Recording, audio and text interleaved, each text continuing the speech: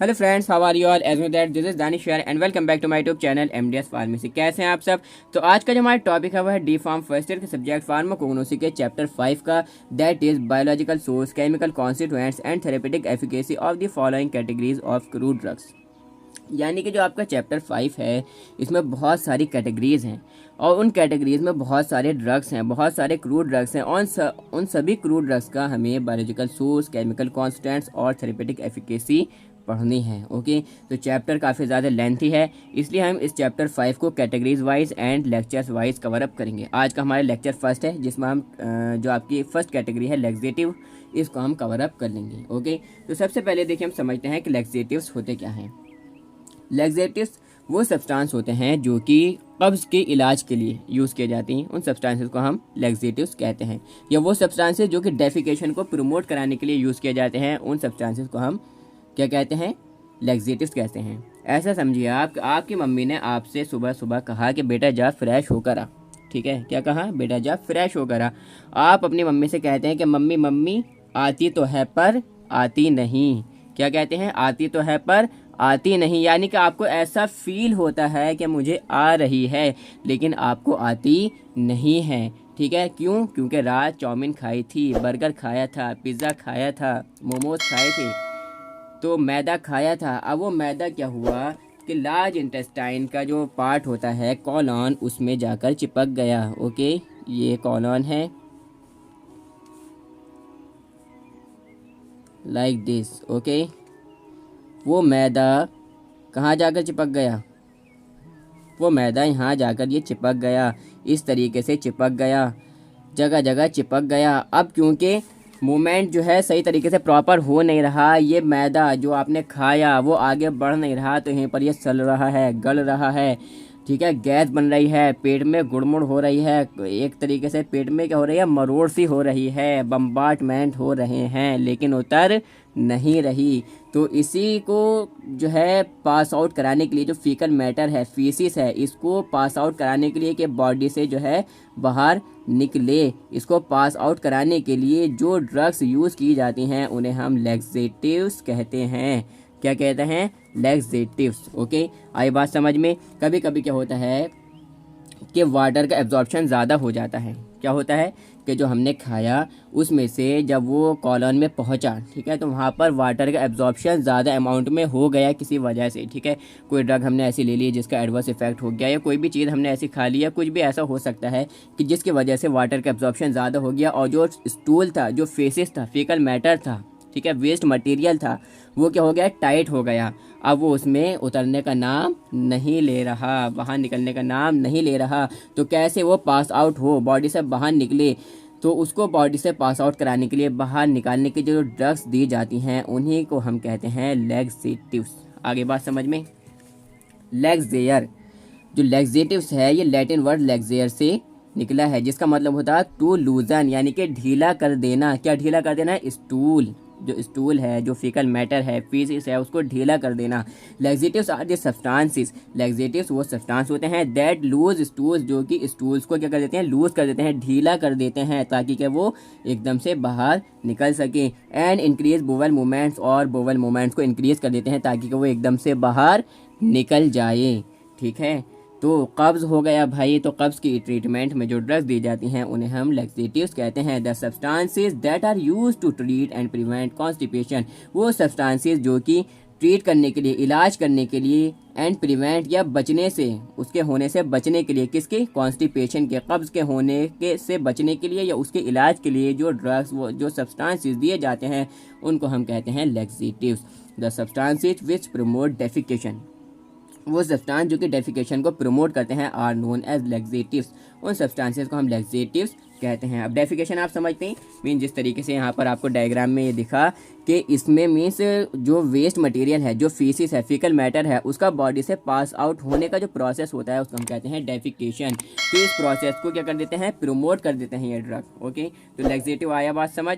ठीक है। तो इसमें कोई ड्रग्स हैं, 4 ड्रग्स हैं आपके लैक्सेटिव कैटेगरी में। न्यू सिलेबस के अकॉर्डिंग हम पढ़ रहे हैं, बहुत ही बढ़िया तरीके से पूरी की पूरी फार्माकोगनिटिव को कवरअप करेंगे और बहुत ही बढ़िया तरीके से इंटरेस्टिंग वे में और एकदम बेहतरीन तरीके से पूरी की पूरी फार्माकोगनिटिव को हम नोट्स के जरिए से ईजी लैंग्वेज हैंड रिटेन बढ़िया नोट्स के साथ में पढ़ लेंगे। तो सबसे पहले आपके यहाँ पर ड्रग है एलोए।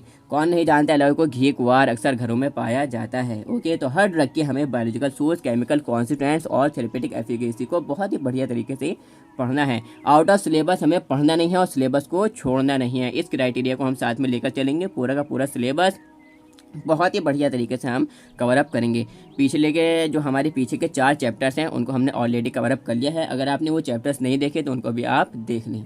तो एलोए, इसका बायोलॉजिकल सोर्स क्या है? मीन्स बायोलॉजिकल सोर्स आप समझते हैं कहाँ से हमें ऑब्टेन हुआ है, किस प्लांट से ऑब्टेन हुआ है, उस प्लांट का नाम क्या है, उसका बायोलॉजिकल नाम क्या है, ठीक है, बायोलॉजिकल नेम, बोटेनिकल नेम उसका क्या है, ओके, उसकी फैमिली क्या है। तो ये क्या हुआ? बायोलॉजिकल सोर्स हुआ। मीन्स हमें कहाँ से वो प्लांट, वो ड्रग ऑब्टेन हुआ है, ठीक है, किस प्लांट से, किस प्लांट से, किस स्पीशीज से हमें वो ड्रग ऑब्टेन हुआ है। तो aloe is the dry juice of leaves of various species of aloes. Aloe क्या है? ड्राई जूस है। कैसा है? ड्राई जूस है। किसका? लीव्स का, पत्तियों का। किसी पत्तियों का? Various species of aloes. Aloes की वेरियस स्पीशीज का। कौन कौन सी स्पीशीज हैं? Aloe barbadensis, curacao aloes, aloe spicata, cape aloes, aloe perryi, socotrine aloes. आपको ये याद करना पड़ेगा, बहुत ज़्यादा ज़रूरी है। Indian aloe is obtain from wild plants of aloe vera. जो इंडियन एलोए है वो ऑब्टेन होता है वाइल्ड प्लांट से, एलोवेरा की। Okay, belonging to the family. इसकी फैमिली क्या है? लिलिएसी फैमिली है। कौन सी फैमिली है? लिलिएसी फैमिली है। अब आते हैं इसके chemical constituents. Okay, chemical constituents means उसमें जो केमिकल्स प्रेजेंट हैं, जो कि सबसे ज़्यादा एक तरीके से एसेंशियल है, इंपॉर्टेंट होते हैं फार्माकोलॉजिकल एक्शन देने के लिए बॉडी पर, उन्हें हम केमिकल कॉन्स्टेंट्स बोलते हैं। इन्हीं केमिकल कॉन्स्टेंट्स की बेस पर फार्माकोलॉजिकल एक्शन प्रोड्यूस होता है। यानी कि जिस टाइप के केमिकल कॉन्स्टिट्यूएंट्स प्रेजेंट होंगे उस टाइप का फार्माकोलॉजिकल एक्शन प्रोड्यूस होगा, और जिस टाइप का फार्माकोलॉजिकल एक्शन प्रोड्यूस होगा उसी टाइप में हम उसको उसी कैटेगरी में रख देंगे। ओके, तो chemical constants, all the varieties of aloes, जितनी भी वेराइटीज होती हैं एलोइस की, कंटेन एंथ्रासीन ग्लाइकोसाइड्स। वो सब क्या कंटेन करती हैं?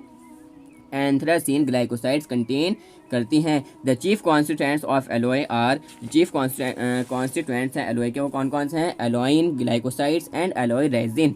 Alloy contains a mixture of 3 isomers, 3 isomers का मिक्सचर कंटेन करता है एलोए। कौन कौन सा भाई? Barbaloin, beta barbaloin and isobarbaloin. अब यहाँ पर ये दो आपको स्ट्रक्चर दिख रहे होंगे, एक है एलोए इमोडिन का जो कि बहुत ज़्यादा इंपॉर्टेंट है, और दूसरा स्ट्रक्चर है बार्बेलॉइन का। ये स्ट्रक्चर अगर आप बनाते हैं तो आपके मार्क्स काफ़ी ज़्यादा इसमें एनहेंस हो सकते हैं। ओके, तो काफ़ी ज़्यादा इंपॉर्टेंट भी होते हैं स्ट्रक्चर्स बनानी। बार्बोलाइन एज ए ग्लाइकोसाइड, बार्बोलाइन क्या है? ग्लाइकोसाइड है, which is present in all above species, जो कि प्रेजेंट होता है सभी स्पीशीज़ में। तो काफ़ी ज़्यादा इंपॉर्टेंट केमिकल कॉन्स्टिट्यूएंट है barbaloin. The other constituents of aloe, जो एलोए के अदर केमिकल कॉन्स्टिट्यूएंट्स हैं वो कौन कौन से हैं? Include aloe emodin, anthranol and resins. अब यहाँ पर ये क्या कंप्लीट हो गया? आपके केमिकल कॉन्स्टिट्यूएंट्स प्रेजेंट जो थे ड्रग में वो हमने पढ़ लिए। ओके, अब नेक्स्ट हमारे इसमें देखिए क्या है? Therapeutic efficacy. अब आप मुझे बताइए कि जो लैक्सेटिव है, ओके, इसका फंक्शन क्या है भाई? लैक्सेटिव किसे कहते हैं? उन ड्रग्स को हम लैक्सेटिव कहते हैं जो कि डेफिकेशन को प्रमोट कराने के लिए यूज़ की जाती हैं, या कॉन्स्टिपेशन के ट्रीटमेंट में उससे होने से बचने के लिए यूज़ की जाती हैं, ठीक है, जो कि स्टूल्स को, ठीक है, जो फीकल मैटर है उसको ढीला कर देती हैं, ठीक है, और बोवल मोमेंट को इंक्रीज़ कर देती हैं, उन्हें हम लैक्सेटिव्स कहते हैं। तो क्योंकि जो एलोए ड्रग है ये लैक्सेटिव कैटेगरी में है, इसलिए जितने भी इसके यूजेस होंगे वो सब कैसे होंगे? लैक्सेटिव होंगे। ओके, तो सबसे पहला पॉइंट आपको लिखना है कि aloe is used as a purgative और लैक्सेटिव, कि भाई एलोए को हम लैक्सेटिव पर्जेटिव के तौर पर यूज़ करते हैं। अब आपको पता है कि भाई लैक्सेटिव क्या होते हैं, तो आप इसमें अपने पास से और जो है बना कर लिख सकते हैं कि भाई लैक्सेटिव्स इस तरीके से लिख सकते हैं कि aloe is used to treat constipation, aloe is used to promote defecation. Okay, इस तरीके से आप इसको लिख सकते हैं। तो नेक्स्ट है इसमें aloes are used as an ingredient of cosmetics like gel, cream, lotions. आपको पता है, आपने अक्सर देखे होंगे कि कुछ माउथ वॉशेस होते हैं, ठीक है, कुछ फेस वॉशेस होते हैं, क्रीम्स होती हैं, सोप्स होते हैं, ठीक है, साबुन होते हैं, शैम्पूज़ होते हैं, ठीक है। तो उसमें भी आप जो है अपने पास से ये लिख सकते हैं कि भाई जो एलोवेरा है, एलोएज है, वो यूज़ होता है एक इंपॉर्टेंट इंग्रेडिएंट के तौर पर कॉस्मेटिक्स में, ठीक है, जैसे कि जेल हैं, क्रीम्स हैं, लोशंस हैं, etcetera. Aloe is used as a ointment of aloe gel, aloe gel के तौर पर ऑइंटमेंट का, ठीक है, ऑइंटमेंट के तौर पर इसको यूज़ करते हैं हम एलोए जेल का, ठीक है, बर्न्स के लिए, जल जाना, ठीक है, जैसे कहीं पर जल गया उसके लिए, ठीक है, एंड स्किन इरिटेशन और स्किन इरिटेशन के लिए। तो यहाँ पर आपका जो फर्स्ट ड्रग था एलोय उसको हमने पढ़ लिया। सेकंड जो आपका ड्रग है न्यू सिलेबस के अकॉर्डिंग वो है कैस्टर ऑयल, तो इसको भी जल्दी से पढ़ लेते हैं। बायोलॉजिकल सोर्स क्या है इसका? Castor oil is a fixed oil. कैसा है भाई? फिक्स्ड ऑयल है। Obtain from the seeds of Ricinus communis. Ricinus communis के बीजों से हमें ये मिलता है, ठीक है, ऑब्टेन होता है। Belonging to the family, family क्या है? यूफॉर्बिएसी इसकी फैमिली है। केमिकल कॉन्स्टिट्यूएंट्स अब इसमें कौन कौन से प्रेजेंट है भाई ये भी देख लेते हैं। तो castor oil chiefly contain fixed oil. Castor oil क्या कंटेन करते हैं? फिक्स्ड ऑयल कंटेन्स करते हैं 45 to 55%। A mixture of triglycerides and triricinolein, ठीक है, क्या है? एक मिक्सचर है ट्राइग्लिसराइड्स का और ट्राइराइसिनोलिन का, ठीक है, जो कि 75% होता है। विच ऑन हाइड्रोलाइसिस, जो कि हाइड्रोलाइज करने पर क्या देते हैं? Yields ricinoleic acid. क्या देते हैं? रिसिनोलिक एसिड देते हैं। Which is responsible for the cathartic effect, जो कि रेस्पॉन्सिबल होता है कैथार्टिक इफेक्ट के लिए। अब ये कैथार्टिक इफेक्ट क्या है? आगे थेरेपेटिक एफिकेसी में इसकी बात आ रही है, इसको भी हम पढ़ लेते हैं। ओके, तो केमिकल कॉन्स्टिट्यूएंट्स क्लियर है। नेक्स्ट अब देखिए हमारे इसमें है therapeutic efficacy. Therapeutic efficacy, castor oil यानी कि इसका फार्माकोलॉजिकल एक्शन क्या होगा बॉडी पर जाकर, वो है थेरेपेटिक एफिकेसी। क्या इसका थेरेपेटिक यूज़ है? तो castor oil is used as a cathartic, cathartic के तौर पर हम इसको यूज़ करते हैं। That is increase the movement of bowels, जो कि बॉवेल्स के मूवमेंट को इंक्रीज कर देता है। वही बात आगे जो कि हमने यहाँ पर पढ़ ली थी कि भाई इंक्रीज कर देते हैं बॉवेल मूवमेंट्स को। तो बहुत ही बढ़िया तरीके से अगर आपने समझ कर पढ़ना है, देखो हमें समझ कर याद करना है और समझ कर पढ़ना है। समझ कर पढ़ेंगे, समझ कर याद करेंगे तो समझ में आएगा और कॉपी में आप लिख कर आएंगे, एग्जाम्स में बढ़िया मार्क्स पाएंगे। और अगर ऐसे पढ़ लिया, ठीक है, समझा नहीं और ऐसे याद कर लिया और कुछ दिमाग लड़ाया नहीं, तो भाई आपके लिए थोड़ा मुश्किल पड़ेगा। यूज़ इन सोप इंडस्ट्री, किस में यूज़ होता है भाई? सोप इंडस्ट्री में इसका यूज़ होता है। Use in hair oil, hair oil में इसका यूज़ होता है। And hair fixer, hair fixer में इसका यूज़ होता है। यूज़ इन टूथ और डेंटल प्रिपरेशन, ठीक है, जो डेंटल प्रिपरेशंस हैं, ठीक है, उनमें इनका यूज़ होता है, जैसे कि टूथपेस्ट वगैरह हुई ये सब चीज़ें, ठीक है। यूज़ एज परजेटिव, परजेटिव के तौर पर ये काम कर सकता है, काम करता है, सॉरी, ठीक है। तो कैस्टर ऑयल के ये तो इसके कुछ यूज़ हो गए। अब आप इसमें और यूज़ भी आपको लिखने हैं भाई। It is use to treat constipation, it is use to promote defecation, it is used to increase bowel movements, it is used to loosen stools, ठीक है। तो इस तरीके से आपको लिखना है और बहुत ही बढ़िया तरीके से सारी की सारी ड्रग्स को। तो थेरेपेटिक एफिकेसी की तो आपको ऐसी कोई जो है पढ़ लेना, एक बार 2-3 बार पढ़ेंगे तो याद हो जाएगा। अदरवाइज अगर आपने ये ध्यान में रख लिया कि भाई कौन सी ड्रग किस कैटेगरी में है, तो आप बासानी थेरेपेटिक एफिकेसी को लिख सकते हैं। ओके, और केमिकल कॉन्स्टिट्यूएंट्स भी बहुत बढ़िया तरीके से आप याद कर सकते हैं। एक ट्रिकी वीडियो है अब अपलोडेड है यूट्यूब पर, वो आप देख लें। ओके, नेक्स्ट जो हमारी इसमें ड्रग है वो है स्फेगुला।